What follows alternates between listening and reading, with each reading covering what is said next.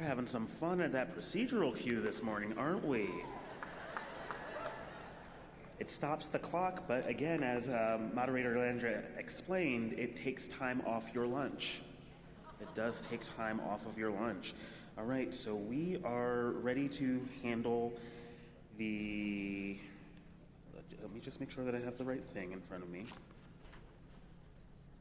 There we go. All right. Yes, I got it. Thank you, Moderator Landria. All right, so we are about to discuss the proposed bylaw amendment to section 11.3 that talks about the length of time for preliminary fellowship. And to that end, I recognize the trustee at the amendment mic.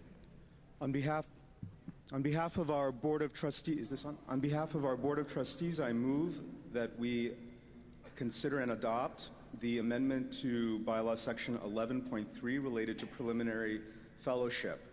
The proposed amendment supports Commission on Institutional Change collaboratory recommendations that take the amount of time that one can be in preliminary fellowship out of the UUA bylaws, thereby giving the Ministerial Fellowship Committee the ability to determine policy on this matter. This change would give the Ministerial Fellowship Committee greater flexibility in meeting case-by-case situations, allowing for the possibility of granting more time in preliminary fellowship to individuals who may need it for life circumstance reasons. Your board endorses and supports the adoption of this bylaw amendment. The motion has been made to change the timeline of preliminary fellowship. Is there a second? All right. Is there any discussion? We're going to move into 1 minute of discussion. You're going to hear a chime at the end of that. So turn to a neighbor, maybe even just stretch, have a conversation with your body. Your time begins now.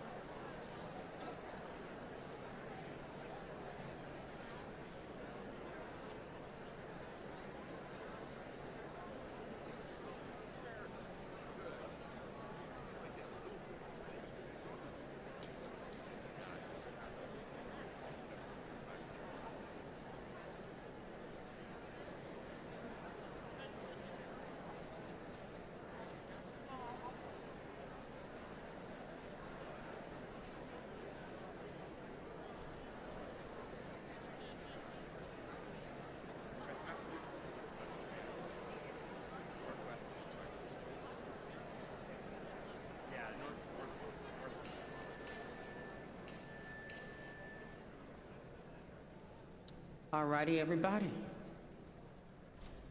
So there's an off-site delegate at the procedural mic? Nope. I recognize the delegate at the procedural mic. James Williams, Unitarian... hold on 1 second. I can't hear you.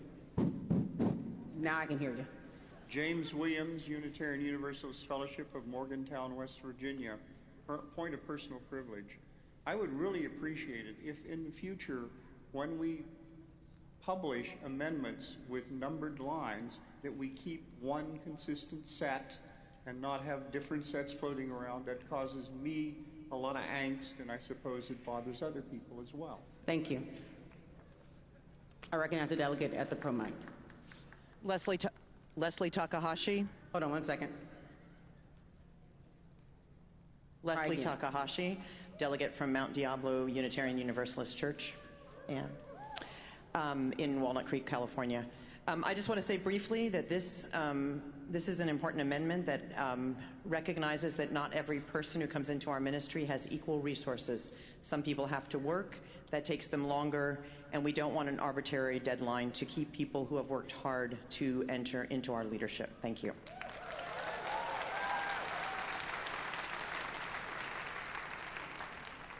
I recognize the delegate at the pro mic. Linda Susan Ulrich, the Assistant Minister in Ann Arbor. And I also want to speak in favor of this because if life circumstances happen where one has to take care of a child who is ill, or maybe a parent who is dying, or can only find a patchwork of work, all of those things are out of the minister's control. And I would not want us to trade our humanity in taking care of our loved ones for an arbitrary deadline. Thank you. I recognize the delegate at the procedural mic. Thank you. Erin White, Fourth Universalist, New York City. I have a question, which is that in my reading of the current bylaw is that it's a requirement of at least 3 years, which seems to me that there's the ability for someone to take longer than 3 years. And so I guess it's just kind of question to if that's understanding is correct of the current. So maybe somebody from the pro can answer that. I don't know. I would appreciate it greatly. Thank you. Matthew, do you want to answer the question? Or Manish? Is the mic on? Our understanding as the board, is this mic on? Hello. Our understanding, let me just. Oh, I recognize it. Okay. Can you stay at the amendment mic, Manish? I recognize the delegate at the, oh, hold on. I recognize the delegate at the amendment mic. Manish Mishra Marzetti, First Unitarian Universalist Ann Arbor, and also a member of our UUA Board of Trustees. In our conversations as the board has proposed this amendment, we understand that it's intended to create flexibility in both directions. So there may be occasions when more time is needed in preliminary fellowship, and there may be occasions when less time, less than 3 years, is needed. So this takes any time specification out of the bylaws and allows the committee that has jurisdiction over this matter to make the decision as to what the policies will be for what situations. I recognize the delegate at the procedural mic. Thank you. I'm speaking for Sally Jane Gellert, Central Unitarian Church of Paramus, New Jersey. Question about arbitrary deadline, that's in quotes. Does the MFC have authority as it is to amend those deadlines, and how does changing to complete flexibility allow for understanding of a formal process? So the delegate at the pro mic, there's somebody behind you that could answer the question. Would you like them to answer, or do you want to talk? I think she was in line and she should go first. Great. I recognize the delegate at the pro mic. Hi, my name is Franny House from the Unitarian Universalist Fellowship of Klamath County in sunny Klamath Falls, Oregon. And I'm here, my speaker time, there we go. Okay. I'm going to speak for 2 minutes so that we can get to 5 minutes of discussion. I'm taking my whole 2 minutes. Let me tell you a story about why this amendment is important. I'm the advisor for the Magic the Gathering Club at Oregon Institute of Technology. Magic players in the house. So we are an official student organization, and when I helped my students found this club, we adopted the sample constitution given to us by the former director of student affairs without actually reading it carefully. And let me tell you, having overly specific rules in the official set of rules that governs your organization is really inconvenient when you later realize you have to hold elections and your officers have to serve certain amounts of time. So having a very specific number of years in our bylaws related to something that shouldn't be governed by the bylaws seems like a problem. Who thinks that's a problem? Am I allowed to do that? You just did it. Great. Magic the Gathering is a highly rules-based game. It is potentially the most complex game known to humanity. There's been some computer science research on this recently. So, we know rules. And if this experience has taught me that overly specific rules are not important, I think that we should vote to remove this rule and make it more flexible so that the appropriate people can make the decision about the length of time people should be serving in preliminary fellowship instead of our lovely bylaws. 20 more seconds. This is my first GA. Thanks to everyone for welcoming me. Are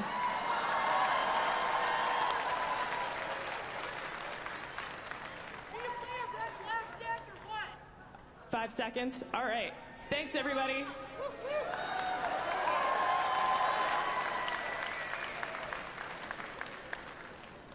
I recognize the delegate at the pro mic. I'm Matthew Johnson in Rockford, Illinois. Not nearly as entertaining. I saw this on the final agenda a while ago and was super curious about what this was about. The typical picture in our mind is that a minister graduates from seminary, gets a job in a congregation, works 3 years, at least half time, and each year goes well and the fellowship committee renews them. So what was this about? So I went to the mini assembly, I asked my colleagues and friends and heard stories, some of like you just heard, about the minister who works in a community setting, has a difficult pregnancy, and is fired from their job. That would delay their ability to enter what we're now calling full fellowship. A minister who is on disability and cannot work more than a certain number of hours without losing necessary benefits and supports, that could delay or even prevent them from achieving full fellowship under our current rules. So I was persuaded by those stories that this is a rule that we should trust the Ministerial Fellowship Committee and the UA Board to design, and that we need not keep in our bylaws. So I'd urge the delegates to vote yes. Most of you don't know about the intricacies. I think I'm pretty aware of them and was persuaded by the people in charge this made a lot of sense based on people's real lives. So I hope you vote yes. I recognize the delegate of the procedural mic. I'm Laura Anderson from the Unitarian Universalist Fellowship of Charlotte County. I don't understand Magic the Gathering, but I believe I can call the question on this. I need it. We have 21 more seconds.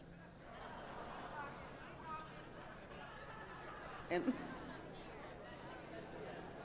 go ahead. I recognize the delegate of the pro mic.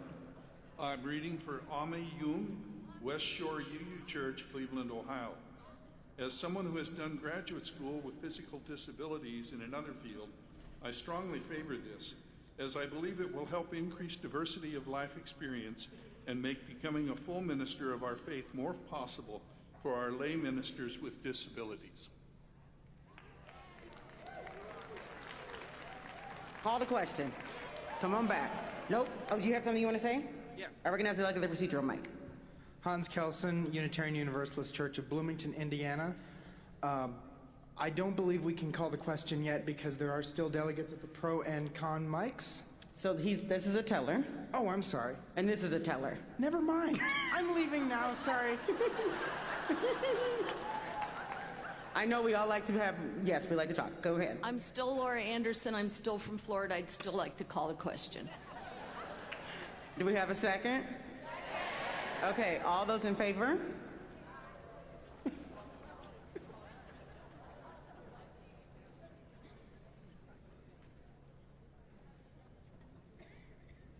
And it requires 2/3 majority. Thank you. All those opposed? Wow. Abstentions? We did a thing.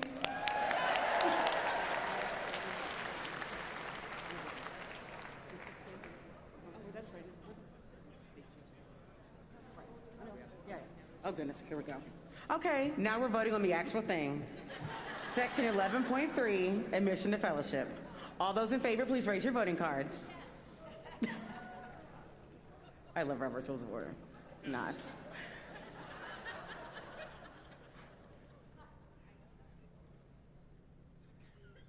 We're just waiting on off-site. All righty, thank you. All those opposed?